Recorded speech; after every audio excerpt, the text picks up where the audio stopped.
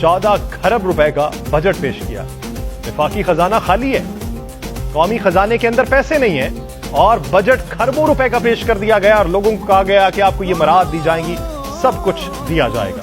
तो मौजूदा सूरत हाल में अगर यही चीजें, इसी तरीके के वादे और इसी तरीके के ख्वाब दिखा के ही आवाम को मुंतकिल, ये जो सारा कुछ रखा गया है, इसके पीछे पैसा कहां से आएगा?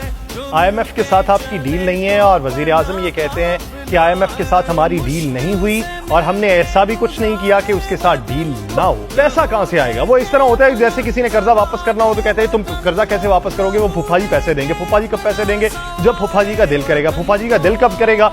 जब फूफा जी को ये लगेगा मैं पैसे वापस करने की अहलियत रखता हूं। तो वो तुम कब अहलियत के काबिल होगे वो मुझे खुद नहीं। रेमिटेंसेस कार्ड होल्डर्स के लिए कुरानंदाजी के जरिए बड़े इनामात देने का भी फैसला किया गया।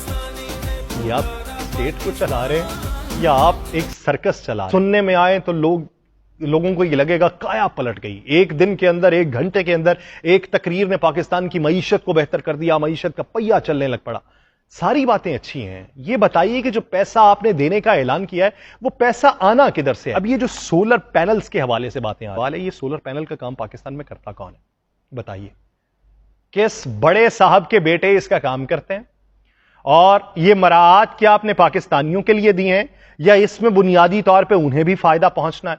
क्योंकि पाकिस्तान में बड़े पैमाने पे उनका कारोबार है। आते ही जब हुकूमत बरसर इक़्तिदार आई थी तो सोलर के हवाले से इक़दाम उठाए थे। क्यों? क्योंकि आपके अपने लोग, आपके अपने खानदान के लोग इन कारोबारों में मुलव्वस हैं। इसी वजह से आप लोगों की आंखों पे पट्टी बांध के ये कहते हैं कि आपको बहुत सी रियायत दी जाएंगी, शमसी तवानाई पे हम इस सारे निजाम को मुंतकिल कर रहे हैं। छोटे किसानों को कम मार्कअप पर कर्जों के लिए 10 अरब की सब्सिडी दी जाएगी। किसानों का बिजली और डीजल का खर्च कम करने के लिए ज़राई ट्यूबवेल्स लगाए जाएंगे, 30 अरब उसके लिए मुख्तस किए गए हैं। दरामदी यूरिया खाद पे 6 अरब की सब्सिडी दी जाएगी। ये जो तमाम तर कारोबार है ना, ये आपके इर्द गिर्द लोग, आपके खानदान के लोग, उनके कारोबार हैं। ये मयारी बीज लगाएंगे, जो पहले बीज आते हैं उनकी आपने किस हद तक इंस्पेक्शन की है, किस हद तक बाज पुरस की है, किससे पूछा है? अब आप आके कहते हैं मयारी बीजों के इस्तेमाल को फरोग दिया जाएगा, उनकी दरामद पे तमाम टैक्सेस और ड्यूटीज को खत्म कर दिया गया। क्यों? आपने पहले क्यों नहीं किया? वज़ीर आज़म ने ये माना कि IMF की तमाम शराइत को मिन्नोअन तस्लीम किया है और उनकी IMF की डायरेक्टर से फोन पे तकरीबन 1 घंटे बाद भी हुई है। आपने दूसरे मुमालिक से, आप चीन, सऊदी अरब और मुत्तहिदा अरब अमारात की बात तो करते हैं कि उन्होंने मुआशी मदद की।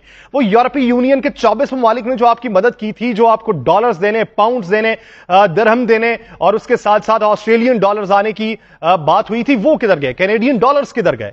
वज़ीर आज़म शहबाज शरीफ ने यह भी कहा कि पाकिस्तान में गुज़श्ता 1.25 साल में भरपूर सियासी अदम इस्तेहकाम पैदा करने की कोशिश की गई, जिसके तहत मुल्क में एक सियासी तूफान आया जिसने मईशत के पहिए को जाम कर दिया। उनका यह भी कहना था कि फॉरेन इन्वेस्टमेंट बंद हुई और मुल्क के अंदर सरमायाकारी भी रुक गई। चलें, आपने मान लिया, शुक्र है मान लिया, नहीं तो आप तो कह रहे हैं कि मुआशी इशारे बहुत बेहतर है। सियासी इस्तेहकाम लाने के लिए रियासत पाकिस्तान और इदारे यकसू हैं कि सियासी इस्तेहकाम लाएंगे तो ये मामला आगे चलेगा।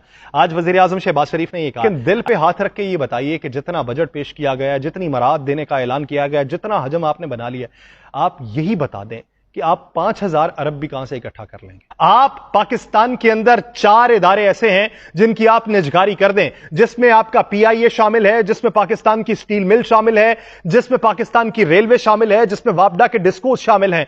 500 अरब रुपए आप सालाना बचाएंगे। वो 500 अरब रुपए आप सालाना बचा लें तो वो किसी और चीज के ऊपर आप खर्च कर सकते। लेकिन क्या कीजिए, आपके अपने सियासी मफादात हैं, आपके अपनी अकरबा परवरी है, आपके अपने साथ वाले दोस्त हैं। आपको यह लगता है कि शमसी तवानाई पे हमें मुंतकिल हो जाना चाहिए। आप ही थे जिन्होंने LNG के मंसूबे लगाए, महंगे मंसूबे लगाए।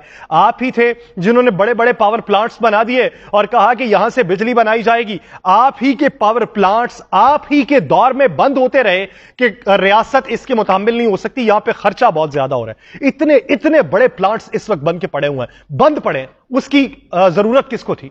अगर जरूरत नहीं थी, सिर्फ 5-6 साल एडहॉकिज्म के ऊपर चलाना था, तो आप अपनी सियासत भी एडहॉकिज्म के ऊपर करें। पहले 13 पार्टियां थी, अब 14 पार्टियां आ गई। 13 पार्टियां जिस तरह पाकिस्तान की उन्होंने किस्मत संवार दी है, ये 14वीं भी आ गई, तो ये भी उसी तरीके की किस्मत संवारेगी। जो 13 पार्टीज ने कर लिया वो 14वीं भी करके देख। लेकिन बात यह है कि आप सोचते हैं कि अवाम बुद्धू है, आप सोचते हैं कि अवाम अभी भी एक दहाई पीछे की सियासत को समझने वाली है। आपको लगता है कि भूख से कोई ऊंचा रोग नहीं है दिल का, तो इसलिए भूख के मारों को खरीदते चले जाएं, कुछ पैसा उन पे खर्च करें, उनको कुछ ख्वाब दिखाएं, उनकी आंखों में फरेब के जाल बुने और अपने मकासद हासिल करें। जेब में धेला नहीं है, आप ऐलानात खड़े होकर करोड़ों रुपए के कर रहे हैं।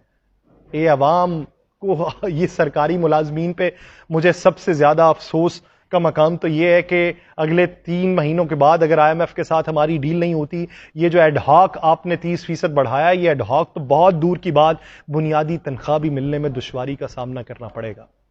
یہ پاکستان کی صورتحال، یہ صرف اپنا الیکشن چمکانا چاہتے ہیں۔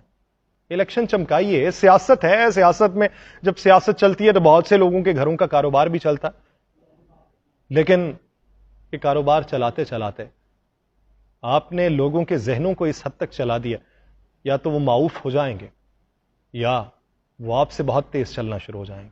اس دن سے ڈریے کہ جب لوگوں کے دماغ آپ کے دماغ سے تیز چلنا شروع ہو۔